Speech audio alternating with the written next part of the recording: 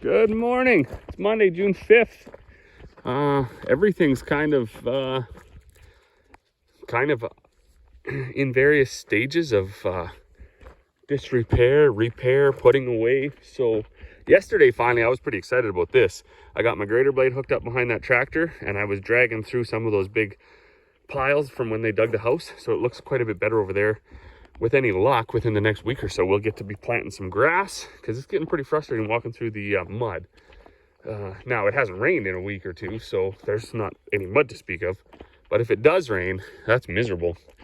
Backhoe still got some brake issues. Dad was working on that, but then we kind of needed the bucket because we were cleaning out the chicken coop and stuff like that. So we just got using it again. Problem is, well, this brake pedal works this morning, but this one is rock solid, and we don't know why. So we got new master cylinders up in there, and we had this floor panel out, and we were bleeding the brakes and checking them and loosening them up, and that was all. Everything seemed to work, but something isn't 100%. That telehandler still has its steering issues. Finning is scheduled to come out on the 12th. I was cutting a little bit of grass with the old bush hog yesterday, so that kind of got hooked up and worked. Same tractor that I used to run the roller mill. We finally got the drill off the cart. I do need a couple bolts and things like that for that drill, so I'm not going to put that drill away right yet. And then this cart, I want to change out that motor, and I want to hook it directly up to the tractor. So then that would eliminate the lines running across the drill. And if I hook it up directly to the tractor and I still have no power, then I'll know that it's not those hoses, and then it's going to be really cart specific. We are going to change that motor at the top, so I'll get that apart. I'll get that off of there before Corey goes to town and get a new one of those. What else? Dad was washing trucks. We were floating the yard, getting ready to spray, which I'm going to do right now. Fire up my sprayer. Across the road in the wheat, I think the wheat's liking the cooler days here now with the overcast and stuff like that. One thing, we're not getting the dew. We usually get like a lot of dew in the mornings, and we're not getting that right now. So that usually is enough in itself to keep the crops going. You know, when you walk through the grass, your boots should get wet, and that's just not happening. So we could definitely use a shower, but yeah, it's better than it was the other day. For sure. It's over there. Garbage. Gotta get that garbage. But anyways, let's get the sprayer. And I got a 10-acre piece of stuff we seeded to hay last year. So I'm gonna go just grab a bit of 2,4-D and go spray that. And then right beside it is a canola field that I think I'll spray today. So we got to get 2,4-D out of one of these boxes. Well, as you can see by the water on the ground, the sprayer is cleaned out. I got my 10 acres of my little patch of hay sprayed. I'm gonna grab the telehandler and grab a tote of Liberty, some surfactant, a little bit of Arrow. One interesting thing about this telehandler, the other day, something was going on with it, and you'd actually have to turn the wheel while you were cranking it over. They said the hydraulic pump or something had spooled up, or a valve had failed. So that's kind of what they're thinking is going on with the steering. So let's see if it starts. See, it fired right up. So that's such an intermittent problem. So it's very, very confusing, right? And I guess you got to give the mechanics a bit of credit when somebody tells you the symptoms of the problem that they're having, and then you come out and you're like, well, it's not doing that now. Where do you go?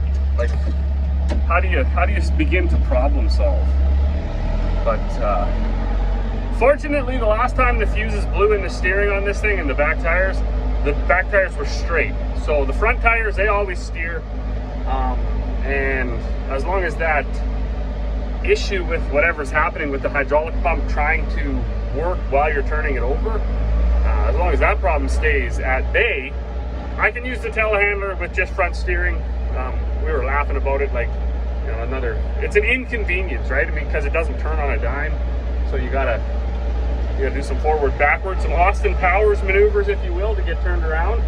But certainly better than trying to lift these totes with a sling or whatever, and or even smaller machinery. But hopefully the good people at Finning, when they get out here on the 12th, can get this all figured out for us, because it's getting pretty frustrating. Well, back to the $1 billion pile. Chemical's super expensive if you don't know. So totes and boxes and totes.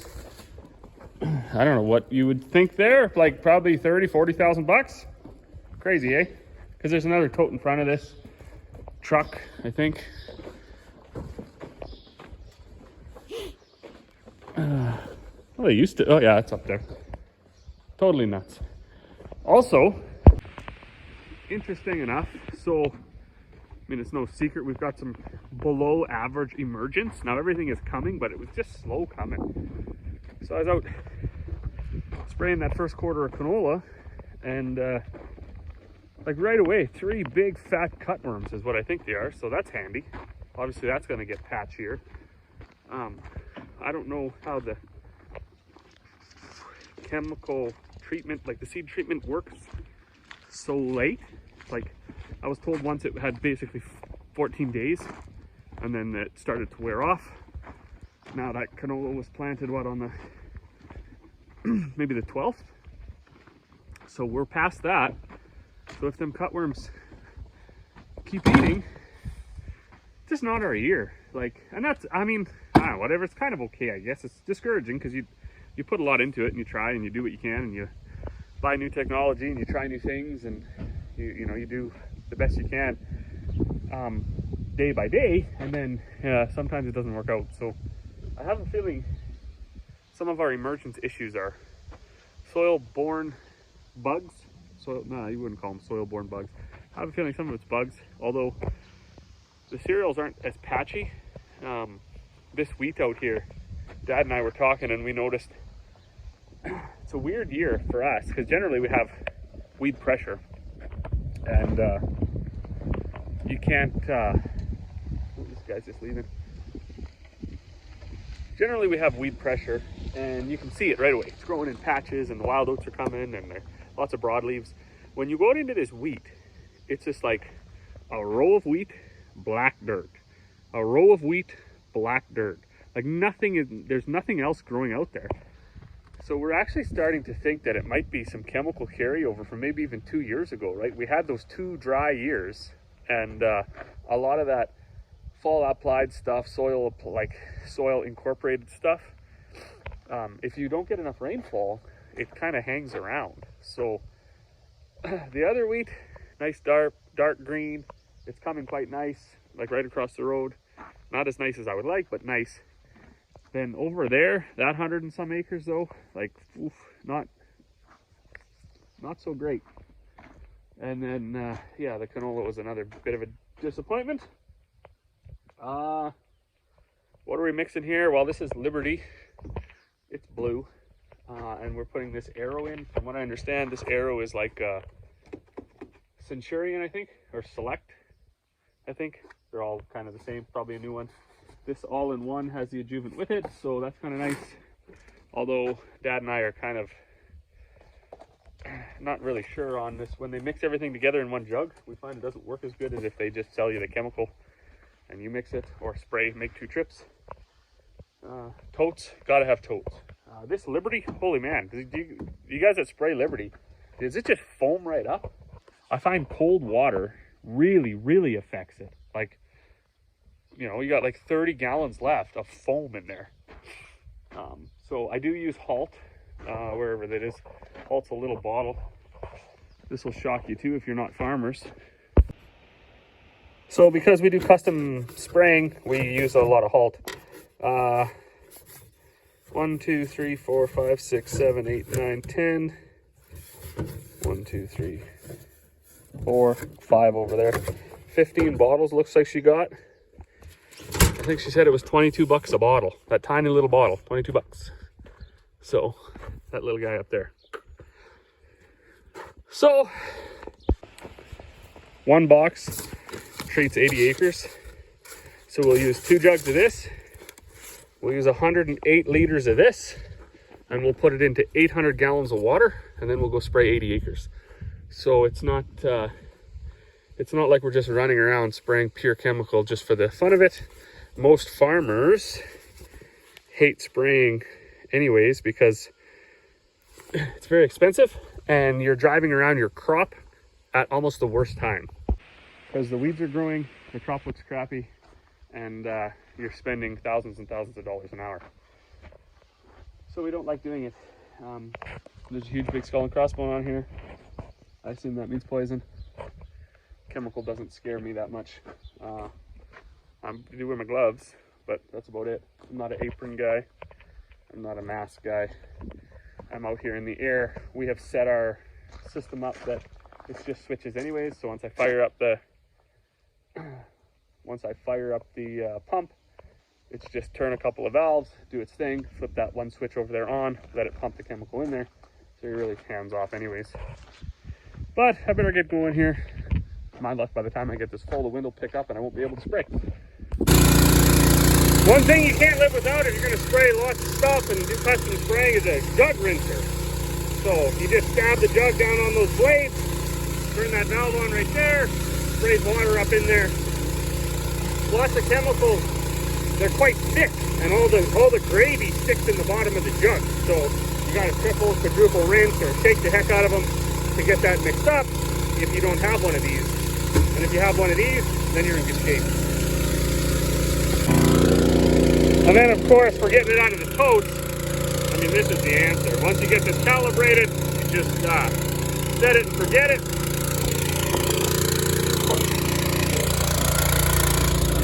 You got it plumbed so it pumps right into the Telehandler. Life is good.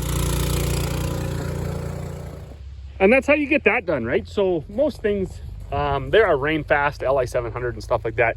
You can mix it in and life is good, right? You can spray your chemical. It's good within however long for the rain. If you want it to rain, we were joking, we had dinner over the weekend at some friends, and we were joking with them because it started raining in town. And we said, what we'll do is we'll leave our bags out, we'll leave our mill open, we'll go spray, for instance, and then it'll rain for sure. It's just a way that, you know, the good Lord kicks you in the face whenever he can. So anyways, I just got back in. I got about 50 acres left to spray on 1/4, and yeah, it's raining. So it isn't raining hard, but it's raining. And I'll take it because we could use it. So if we get a nice 1/2 inch rain out of this, that would be nice. I expect we most likely will get a 1/10 or 2, which of course really isn't going to affect what I've sprayed anyways. But it is interesting that the weatherman can have a 0% chance of rain, and you can go spray for 3 or 4 hours and come back and it'll start raining.